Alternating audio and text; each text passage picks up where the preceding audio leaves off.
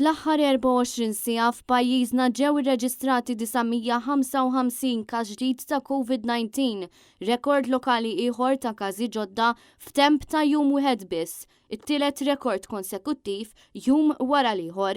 Dan ifisser li f'temp ta' ġimgħa f'Malta u Għawdex kellna 3481 każ ġdid tal-virus. Dan fil-waqt li fl-isptar Mater Dei hemm rikoverati 70 pazjent, żieda ta' 50 f'temp ta' 7 ijiem biss fosthom żieda ta' 5 pazjenti oħra rikoverati fit-taqsima tal-kura intensiva. Il-Ministeru għas-Saħħa ħabbar ukoll li ġew irreġistrati bħala mfejqa 118 il-persuna fil-waqt li fortunatament ma ġiet irrappurtata ebda fatalità kkawżata tal-virus bl-ammont ta' vittmi jibqa' dak ta' 473.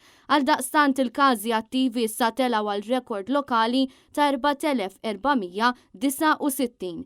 Din iż-żieda qawwija ta' każi ġodda inevitabilment qed twassal għal pressjoni qawwija mhux biss fuq is-servizzi tas-saħħa lokali iżda anke fuq diversi postijiet tax-xogħol li matul dawn iż-żminijiet qed iħabbtu wiċċhom ma' diversi impjegati li jinsabu fuq kwarantina obbligatorja.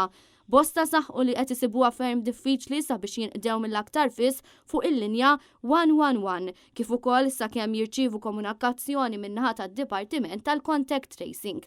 Dan kawża tal-pressjoni qawwija li dawn il-ħaddiema qed ikollhom fuqhom bin-numri ta' każi dejjem jiżdiedu dovuta wkoll għal firxa fil-komunità tal-varjant Omicron.